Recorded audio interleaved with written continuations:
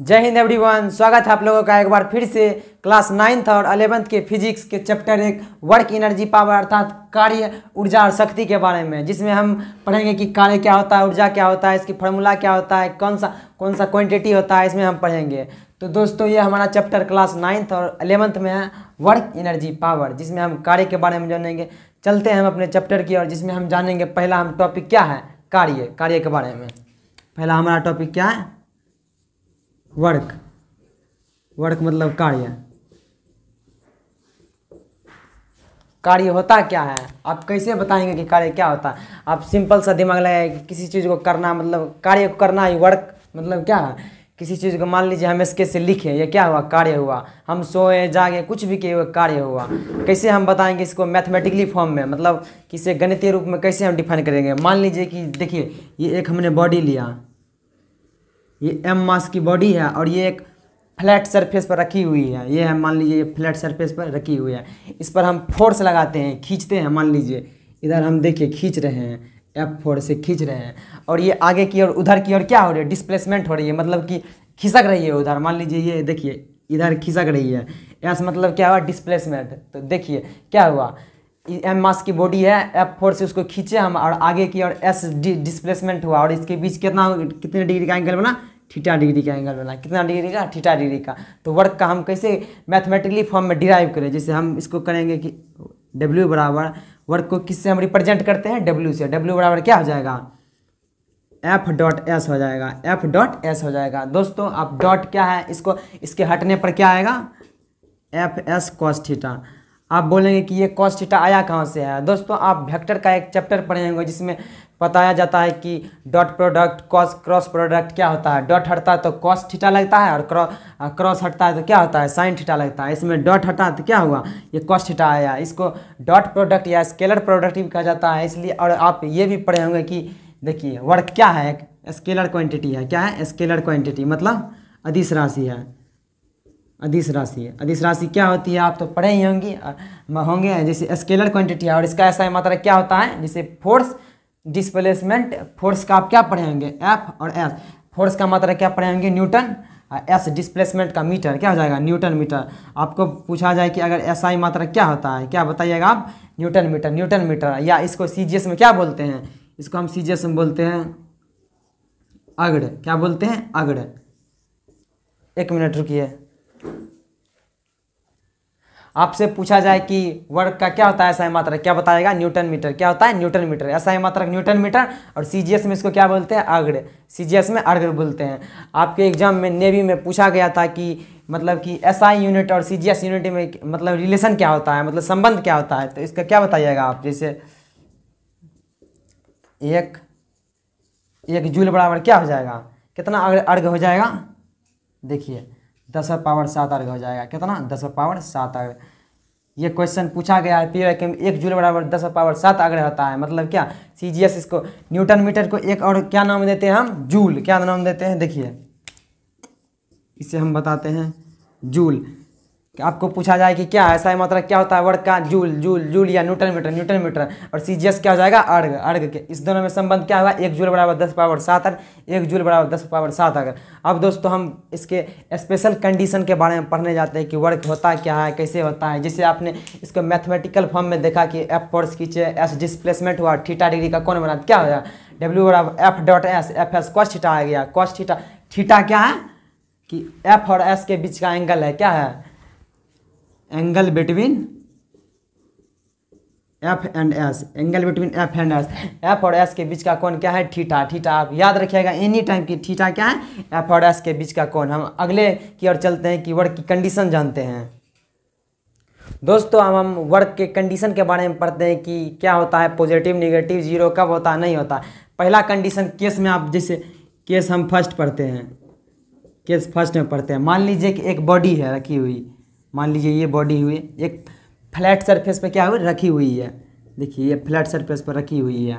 अब इस पर हम क्या लगाते हैं, उधर की ओर फोर्स लगाते हैं। किधर, उधर की ओर फोर्स लगाते हैं। मान लीजिए देखिए इधर की ओर हमने फोर्स लगाया, तो आपने ये पढ़ा कि हमने इधर की ओर जब फोर्स लगाया तो डिस्प्लेसमेंट इस ओर होगी, मतलब जिस ओर हमने फोर्स लगाया उसी और डिस्प्लेसमेंट भी होगी। मतलब क्या, एस भी हमारा इसी डायरेक्शन में होगा। क्या होगा? इसी डायरेक्शन में।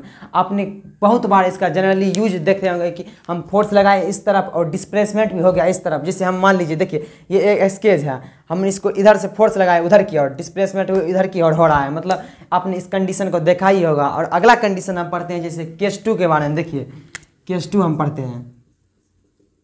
केस 2 में आपने जैसे मान लिए वही इसी बॉडी को हम रखेंगे। देखिए एक फ्लैट सरफेस पे, फ्लैट सरफेस लिया हमने, इस पर रखा हमने। अब हम देखिए फोर्स हम उधर की ओर लगा रहे हैं। किधर की ओर लगा रहे हैं? उधर की ओर लगा रहे हैं। देखिए यहाँ पर लिखा हुआ फोर्स हम उधर की ओर लगाए हैं। और बस तो डिस्प्लेसमेंट किधर की ओर हो रही है? पीछे की ओर। किधर की ओर हो रही? पीछे की ओर। आपने इस कंडीशन को पढ़ा है या नहीं? आप एक एग्जाम्पल से बताइएगा कमेंट में। जैसे मैं आपको बताता हूँ, फोर्स हमने इधर लगाया और डिस्प्लेसमेंट इधर हुआ। इसका एग्जाम्पल है, जैसे हम आपको बताते हैं, आप कभी नदी में तैरे होंगे, आप फोर्स किधर लगाते हैं? देखिएगा, आप पीछे की ओर फोर्स लगाते हैं और जाते किधर है? आगे की ओर। किधर जाते? पीछे की ओर हम फोर्स लगाते हैं और डिस्प्लेसमेंट किधर होते हैं? आगे की ओर। या आपने कुआं में देखा होगा कि जैसे बाल्टी लटका हुआ रहता है, हम नीचे की ओर फोर्स लगाते हैं और बाल्टी क्या होता है? ऊपर आता है। नीचे की ओर फोर्स लगाते हैं, बाल्टी ऊपर आता है। इसकी कंडीशन ये हो गई। और अगला हम कंडीशन पढ़ने जा रहे हैं, केस 3 है। देखिए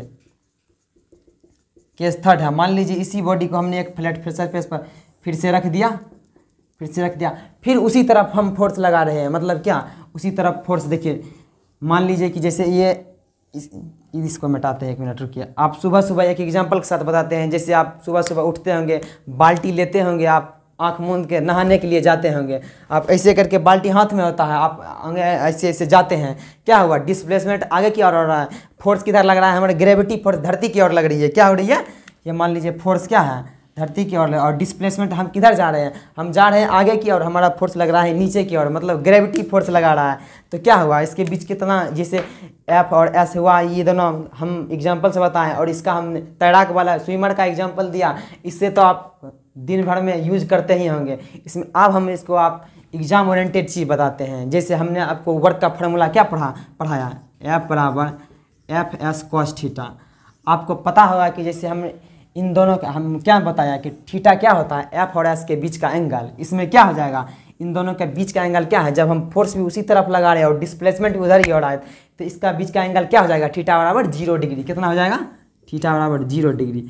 आपने मैथ में एंगल वाला चैप्टर में पढ़ाया होगा। क्या हो जाएगा? दोनों एक ही तरफ हो तो थीटा का मान 0 डिग्री हो जाएगा। इसमें हम थीटा का मान 0 डिग्री धर देते हैं। देखिए एफ बराबर कॉस 0 का मान क्या होता है? 1। क्या हो जाएगा? एफ एस हो जाएगा। कॉस 0 का मान 1 हो जाएगा, तो एफ एस से गुना होकर एफ एस हो जाएगा। क्या हुआ? ये प्लस में चला आया। क्या होगा? ये प्लस में चला आया। अगला कंडीशन क्या हो रहा है? हम इसमें पढ़ते हैं कि जैसे देखिएगा, फोर्स हम उस तरफ लगा, डिस्प्लेसमेंट पीछे की ओर रहा था। इसके बीच एंगल कितना बना? 180 का बना। कितना का बना? 180 का बना। 180 डिग्री का कोण बना। और हम वर्क का फार्मूला जानते हैं कि F S cos theta. F S cos theta हम क्या लिखेंगे? एफ और एस। कॉस थीटा का जगह 180 लिखेंगे तो कॉस 180 का मान क्या होता है? -1 होता है। क्या होता है? -1 से ये मल्टीप्लाई होगा तो क्या हो जाएगा? ये माइनस हो जाएगा। डब्ल्यू बराबर -W एफ एस आ जाएगा। क्या होगा? -F S. इसके बीच का एंगल देखिए दोस्तों, एस और एफ का बीच का एंगल कितना है? आपको सीधा नजर आ रहा होगा, 90 डिग्री है। अब इस यहाँ पर हम फार्मूला लगाते हैं वर्क बराबर F S cos theta. Cos 90 का मान क्या हो जाएगा? यहाँ पर 0 हो जाएगा। डायरेक्ट वर्क बराबर 0 हो जाएगा। दोस्तों आपने यहाँ पर क्या देखा? वर्क पॉजिटिव भी हो रहा है, निगेटिव भी हो रहा है और 0 भी हो रहा है। इससे क्या पता चलता है? मतलब कि वर्क का नेचर हमें पता चलता है कि वर्क हम कब करेंगे तो पॉजिटिव होगा, निगेटिव होगा, 0 होगा। आपको एक बात एनी टाइम ध्यान में रखना है। जैसे ये कोस्ट गार्ड के एग्जाम में पूछा गया था कि वर्क, जैसे यहाँ पर हमने वर्क क्या है? पॉजिटिव है। हमने ये माना पॉजिटिव है। वर्क पॉजिटिव का मतलब क्या होता है? मतलब इसका मतलब क्या होता है? वर्क पॉजिटिव, आप इनर्जेटिक कब रहते हो? जब आप खाना ज़्यादा खा लेते हो। मतलब यहाँ पर वर्क पॉजिटिव का मतलब क्या हुआ? Energy is given to the system. इसका मतलब क्या हुआ? अब पॉजिटिव का मतलब क्या हो जाएगा? Energy is given to the system. क्या हो रहा है? निकाय को ऊर्जा दी जा रही है। मतलब निकाय क्या है? मान लीजिए हम बॉडी है, हमारे अंदर ऊर्जा दी जाएगी तो क्या होगा? हम कार्य जल्दी से करेंगे, पॉजिटिव में कार्य करेंगे। क्या हो जाएगा? Energy is given to the system. Energy is given to the system. निकाय को ऊर्जा दी जा रही है। और निगेटिव का मतलब क्या हुआ? Energy is taken out from system. Taken out from system इसका मतलब क्या हो जाएगा? Energy is taken out from system. क्या? सिस्टम निकाय से ऊर्जा ली जा रही है। आप एनर्जी मतलब आप बीमार रहते होंगे, सुस्ताए होंगे, तो इसका मतलब क्या हो, आपके शरीर से एनर्जी निकाल ली गई है या खर्च हो गई है। Energy is taken out from system, मतलब आप नेगेटिव सुस्त कब रहते हैं, जब आपके शरीर में एनर्जी नहीं होती है, मतलब energy is taken out from system.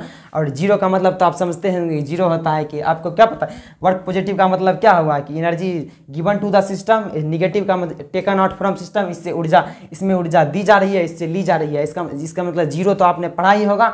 जैसे हम 3 कंडीशन देखिए, हम वर्क का 3 नेचर पढ़ लिए कि थीटा बराबर 0 पर क्या होगा, 180 पर क्या होगा, 90 पर होगा। क्वेश्चन इस प्रकार से भी बन सकता है कि जैसे ये थीटा का मान 0 है तो क्या हुआ, 90 से कम है। 90 से कम का मतलब क्या है, न्यून कोण है। जब न्यून कोण बन रहा हो तो कार्य क्या होगा, पॉजिटिव होगा। पॉजिटिव का मतलब क्या, given to the system.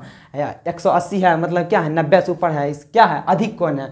Obtuse angle है, क्या है, एक्यूट एंगल है। और 90 का मतलब क्या हुआ, राइट एंगल, मतलब 90 डिग्री का कोण बन रहा है, इसका मतलब क्या हो जाएगा, 0 हो जाएगा वर्क। 90 डिग्री का इस दोनों के बीच कोण बना तो क्या होगा, 0। इसमें माइनस, इसमें प्लस। दोस्तों हम अगले की ओर चलते हैं, देखिए 1 मिनट। तो दोस्तों हमने वर्क के नेचर के बारे में पढ़ा कि क्या होता है, पॉजिटिव होता है, नेगेटिव होता है, 0 होता है। अब हम एक क्वेश्चन आपसे पूछना चाहते हैं कि आप कभी पढ़े होंगे कि कुली द्वारा किया गया कार्य कितना होता है। आप अगर जानते हैं तो वीडियो पॉज करके कमेंट में आंसर लिखिए, क्या कुली द्वारा किया गया कार्य क्या होता है। मैं आपको 2 सेकंड का समय देता हूँ, आप बताइए। इससे 0 होता है सर। आप समझ, आपको बताया गया होगा कि कुली द्वारा किया गया कार्य कितना होता है, 0 होता है। कितना कार्य 0 होता है। मैं आपको अभी प्रूफ करके दिखाऊंगा कि कुली द्वारा कार्य 0 नहीं होता है। अगर 0 होता भी है तो एक स्पेशल कंडीशन पर होती है। कैसे होता है, नहीं होता, मैं आपको बताता हूँ। जैसे पहले आपको ये बताना पड़ेगा कि एक बॉडी पर फोर्स कितना लग रहा है। मान लीजिए, देखिए ये हमने एक बॉडी माना, ये m मास की बॉडी है। हमने इसको, इसमें देखिए इधर की ओर फोर्स लगाए। फोर्स लगाए मतलब कौन सा फोर्स हो गया, अप्लाइड फोर्स हो गया। क्या हो गया, अप्लाइड फोर्स, अप्लाइड फोर्स। और धरती इसे अपने ग्रेविटी से खींच रही है, क्या हो जाएगा, नीचे की ओर mg हो जाएगा।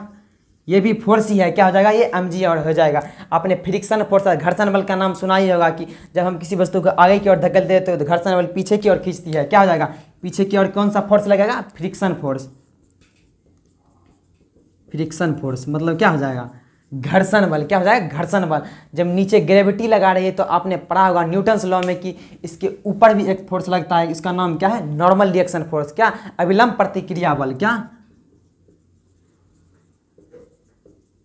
Normal reaction force. देखिए दोस्तों कि एक बॉडी पर कितना फोर्स लग रहा है, अप्लाइड भी लग रहा है, mg भी लग रहा है, नॉर्मल रिएक्शन भी लगा है, फ्रिक्शन फोर्स भी लग रहा है। तो दोस्तों आपको, जैसे आपको हम पूछे कि कुली द्वारा किया गया कार्य क्या होता है, कुली द्वारा किया गया कार्य आपने क्या बताया, 0 होता है। आप किस फोर्स की बात कर रहे हो, मतलब कि applied, mg, normal reaction, friction force, आप किसकी बात कर रहे हो कि ये 0 होता है। किसके लिए आपने, किस फोर्स के लिए आपने बताया कि 0 होता है। इसलिए आपको एनी टाइम अगर कार्य पूछा जाए किसी के लिए, आपको पहले ये पूछ लेना है कि आप फोर्स बताइए, तब हम आपको कार्य बताएंगे। कि डायरेक्ट रट्टूबाज की तरह आपको नहीं बोल देना है कि कुली द्वारा कार्य किया गया कार्य 0 होता है। आपको पहले फोर्स बताना पड़ेगा। मैं आपको अभी एक मतलब कि एग्जाम्पल के साथ बताऊंगा कि ये फोर्स के द्वारा किया गया कार्य कैसे अलग अलग होता है, कि कुली के द्वारा क्या कार्य कब 0 हो जाएगा, कब नहीं होगा। मैं आपको एक एग्जाम्पल से बताता हूँ। देखिए तो दोस्तों हमने क्या बताया कि मतलब कि एक बॉडी पर बहुत सारे फोर्स लगते हैं। अगर आपको कार्य बताना है तो आपको फोर्स भी जानना पहले जरूरी है, तब आप कार्य बता सकते हैं। नहीं तो आप रट के तो जवाब दे ही देंगे। तो क्या मतलब, जैसे नॉर्मल रिएक्शन अविलंब प्रतिक्रिया बल, आगे की ओर अप्लाइड फोर्स मतलब क्या, लगाया गया बल है।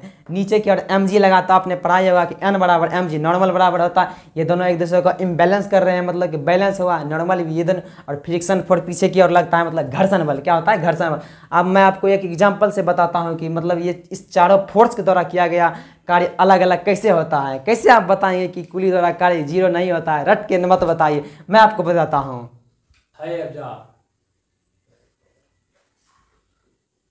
तो हमने आपको फोर्स के बारे में बताया कि अगर आपको कार्य बताना है तो फोर्स भी बताना जरूरी है। जैसे हमने आपको बताया कि 4 फोर्स में हमने बताया था, applied, normal reaction, mg, friction force. अभी मैं आपको प्रूफ के साथ बताता हूँ कि चारों फोर्स के द्वारा किया गया कार्य कैसे 0 नहीं होता है, नहीं अलग अलग कैसे होता है। जैसे हमने एक एग्जाम्पल लिया, मान लीजिए 10 kg की बॉडी है, मान लीजिए इस पर हमने अप्लाइड कितना फोर्स किया है, 50 न्यूटन किया है।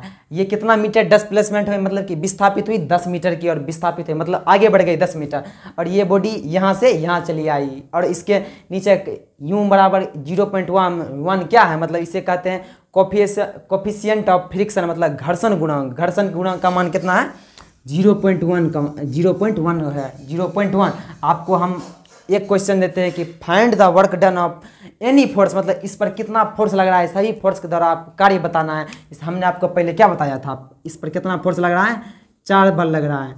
पहला लग रहा है अप्लाइड फोर्स, नीचे क्या है mg, ऊपर क्या है नॉर्मल रिएक्शन, नॉर्मल रिएक्शन, और पीछे की और क्या लग रहा है फ्रिक्शन फोर्स, क्या फ्रिक्शन फोर्स मतलब घर्षण बल।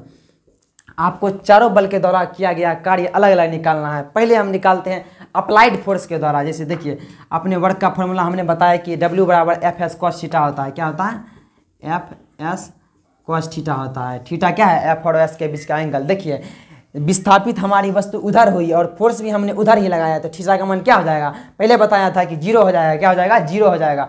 तो फोर्स का मान हम इसमें क्या लगाएं, देखिए यहाँ पर अप्लाइड कितना किए 50 न्यूटन, कितना 50 हो जाएगा, F का मान 50 हो जाएगा, और S हमारा कितना वस्तु विस्थापित हुआ 10 मीटर, कितना 10 मीटर। तो कॉस यहाँ पर 0 डिग्री, मतलब कि चारों फोर्स के द्वारा किया गया कार्य अलग अलग निकालेंगे। 10 kg की वस्तु है यहाँ पर गई, विस्थापित 10 मीटर हुई, 50 न्यूटन हमने इस पर अप्लाइड फोर्स किया, और कोफिशिएंट ऑफ फ्रिक्शन का मान क्या है 0.1, 0.1। तो अप्लाइड फोर्स पहला हम क्या निकाले, किसके द्वारा निकाल रहे हैं, जैसे देखिए पहला निकाल रहे हैं हम अप्लाइड फोर्स के द्वारा। पहला हमारा अप्लाइड फोर्स के द्वारा क्या होगा, FS cos थीटा। थीटा का मान यहाँ पर 0 था, और F का मान क्या है 50 न्यूटन, विस्थापित 50 न्यूटन हो गया। अगला फोर्स के बारे में हम निकालते हैं, जैसे देखिएगा ग्रेविटेशनल फोर्स के बारे में। ग्रेविटेशनल फोर्स के द्वारा किया गया कार्य हम कैसे निकालेंगे, ग्रेविटी किधर की ओर, नीचे की ओर लग रही है। देखिए मास कितना है वस्तु का, यहाँ पर फोर्स निकाल लीजिए।